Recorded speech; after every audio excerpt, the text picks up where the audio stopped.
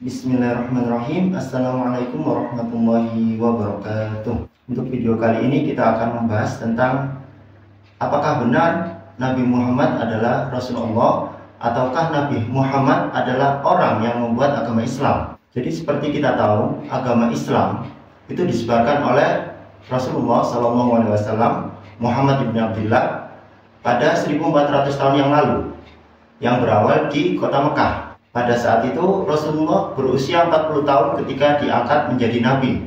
Sebelumnya dia hanya menjadi manusia biasa seperti orang Arab kebanyakan. Banyak orang yang bertanya, apakah Islam itu diciptakan oleh Muhammad ibn Abdullah ataukah itu dari Allah? Kita akan mencoba membahas kebenarannya. Seperti yang saya bicarakan tadi, Muhammad ibn Abdullah baru diangkat sebagai nabi oleh Allah Subhanahu wa taala di Gua Hira pada umur 40 tahun.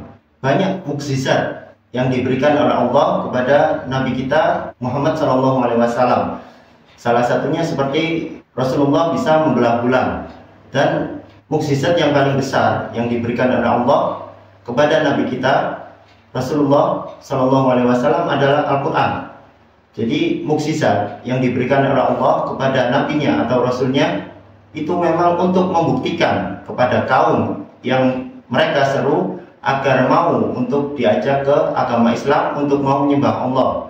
Dan itu kebanyakan sebelum Rasulullah SAW itu terkait waktu dan terkait umat yang diajak untuk bergabung ke agama yang diserukannya. Contohnya seperti Nabi Musa, mukjizatnya bisa membelah lautan, bisa merubah tongkat menjadi ular, yang pada zaman itu sihir itu sangat diagung-agungkan oleh Bani Israel di bawah kepemimpinan Fir'aun. Maka dari itu yang debat besar atau pertarungan besarnya adalah para penyihir Fir'aun melawan Nabi Musa, yang diakhiri dengan Islamnya semua para penyihir di bawah Fir'aun memeluk agama atau kepercayaan atau yang diserukan oleh Nabi Musa alaihissalam. Kemudian ada Nabi Isa alaihissalam bisa menghidupkan orang mati, bisa menyembuhkan orang buta, bisa berjalan di atas air dan lain sebagainya. Itu terikat dengan umatnya di zaman itu. Nabi Muhammad SAW sebagai penutup para rasul, yaitu penutup risalah, dan kita yakini sebagai umat Islam tidak ada nabi lain atau risalah wahyu yang diturunkan oleh Allah kepada manusia setelah Nabi Muhammad SAW. Maka dari itu mukjizat Nabi Muhammad SAW tidak terpaut oleh waktu, bisa terus sepanjang masa sampai hari kiamat kelak. Mukjizat yang terbesar, yang paling agung yang diberikan oleh Allah kepada Nabi Muhammad adalah Al-Quran.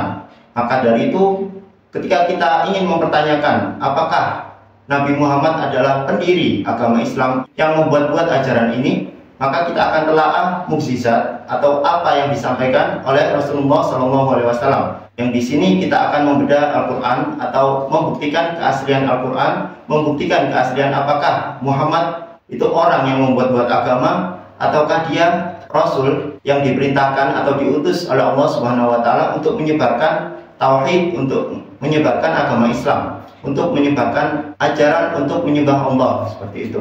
Banyak tuduhan-tuduhan yang menyatakan bahwa Nabi Muhammad yang menulis Al-Quran secara sadar atau tidak sadar, atau bahkan setengah sadar.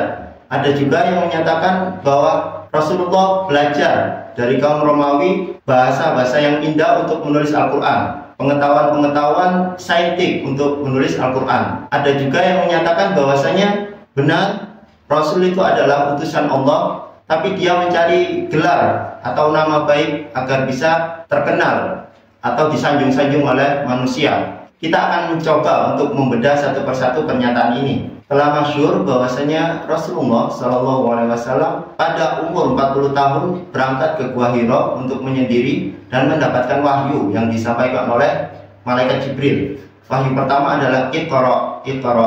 Tetapi Rasulullah SAW menjawab bahwasanya dia tidak bisa membaca. Ma ana biqari, saya tidak bisa membaca.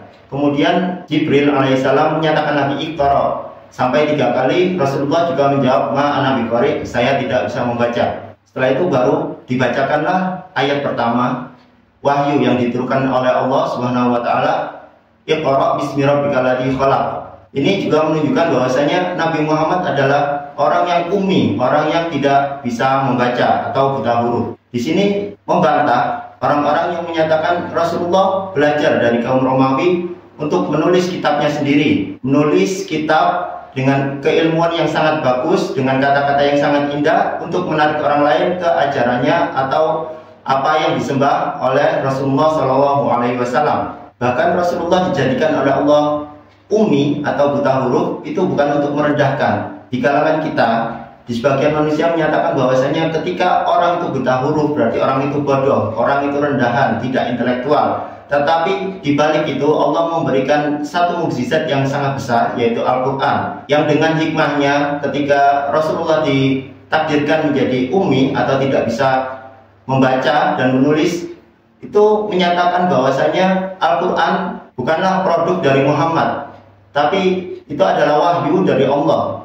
Jadi bukan Muhammad diutus, bukan diiringi oleh ilmu yang dipelajari Muhammad dari orang lain, tetapi Muhammad diutus untuk menyebarkan agama Islam, diiringi oleh nubuwah, diiringi oleh wahyu yang diberikan oleh Allah, disampaikan oleh malaikat Jibril. Kemudian bantahan lain, Muhammad menyebarkan agama Islam agar bisa menjadi penguasa, agar namanya disanjung oleh manusia-manusia lain. Ada kejadian ketika Rasulullah SAW ditinggal mati anaknya Ibrahim pada saat masih kecil, dan ketika itu terjadi juga kebetulan gerhana matahari. Pada saat itu adalah kesempatan terbaik Muhammad jikalau ingin dipuji oleh orang lain bahwasanya dia adalah orang yang benar-benar dahsyat, dia adalah utusan yang dikultuskan oleh manusia-manusia, benar-benar orang pilihan dari Allah, dan kesempatan untuk menjadi penguasa, orang yang disanjung-sanjung di kaumnya. Tetapi Rasulullah menyatakan bahwasanya matahari dan bulan adalah tanda dari Allah, gerhana tidak berhubungan dengan kelahiran atau kematian seseorang. Jika Rasulullah SAW mengajarkan Islam atau menyebarkan agama ini agar bisa menjadi penguasa, jadi di sini benar-benar Rasulullah berkata sesuai dengan apa yang diwajibkan, tidak dengan nafsunya sendiri. Wala yantiqu anil hawa in huwa illa wahyu yuha. Ada suatu ketika yang sudah pernah saya bahas juga, kaum Quraisy menyatakan atau memberikan penawaran kepada Rasulullah SAW untuk menghentikan dakwahnya di kota Mekah, dengan gantinya dia akan diberikan kekayaan, kemewahan, dan wanita-wanita cantik. Tetapi Rasulullah tidak menerima hal ini dan menolak, karena dia memang utusan Allah dan tidak ada sesuatu hal atau tujuan lain selain untuk mendakwakan agama Islam ini. Kita semua tahu bahwasanya Al-Quran adalah kitab Allah yang dijaga keasliannya sampai hari kiamat. Tidak ada perubahan dari awal diturunkannya sampai besok di hari kiamat. Jadi hal ini sesuatu hal yang mutlak, tidak bisa dirubah orang lain. Ada beberapa kasus Al-Quran yang tidak sama dengan Al-Quran lain, maka hal itu akan segera diketahui dan akan direvisi. Itulah sesuatu hal yang disebut penjagaan Allah dari awal penurunannya sampai akhir hari kiamat. Rasulullah SAW juga dikenal sebagai orang yang sangat jujur dan sangat amanah.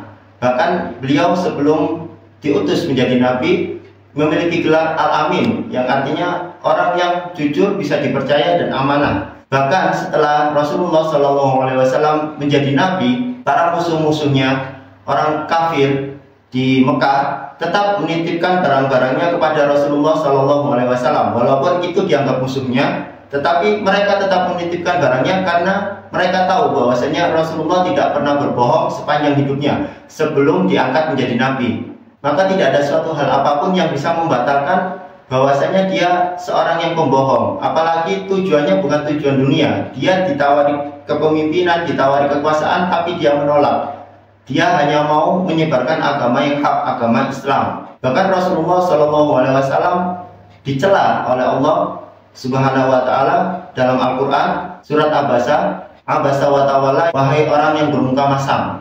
Di sana Allah menyebut Rasulullah sebagai manusia yang bermuka masam. Saat itu Rasulullah sedang ngobrol atau berbicara dengan petinggi-petinggi Quraisy dan mengabaikan satu orang buta yang ingin berbicara atau ingin belajar agama Islam kepada Rasulullah. pada saat itu Rasulullah langsung ditegur oleh Allah, diturunkannya surat Abasa.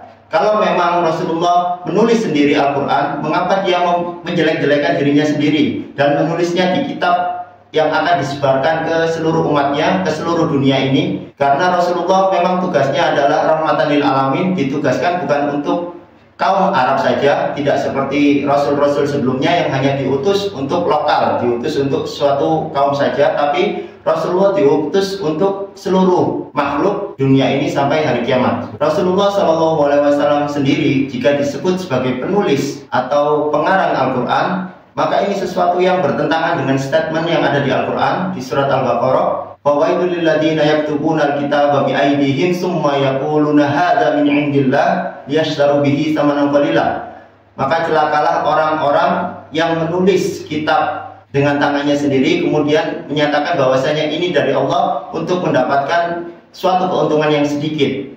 Coba bayangkan ketika Al-Quran ini suatu hari misalnya Rasulullah berbohong dan mengarang kitab sendiri yang dinamakan Al-Quran, kemudian ketahuan gitu ya, tapi beliau menulis pernyataan ini, maka dia akan mendapatkan citra yang sangat-sangat buruk karena dia menulis sendiri dan menyandarkan kepada Allah dan dikatakan mendapatkan keuntungan yang sedikit. Tapi walillahilham sampai hari ini dan dipastikan sampai hari kiamat, Al-Quran adalah sesuatu yang hak, sesuatu yang benar dari Allah untuk manusia, untuk umat Islam, untuk umatnya Nabi Muhammad. Jadi kita tidak perlu ragu karena memang di dalam Al-Quran semuanya sudah terbukti sedikit demi sedikit. Di era modern ini banyak pengetahuan-pengetahuan yang ternyata sudah dicatatkan oleh Allah Subhanahu wa taala 1400 tahun yang lalu dari Rasulullah SAW. Maka tidak ada keraguan bagi umat Islam untuk percaya kepada kitabullah, kitab Al-Quran. Jadi ini video singkat saya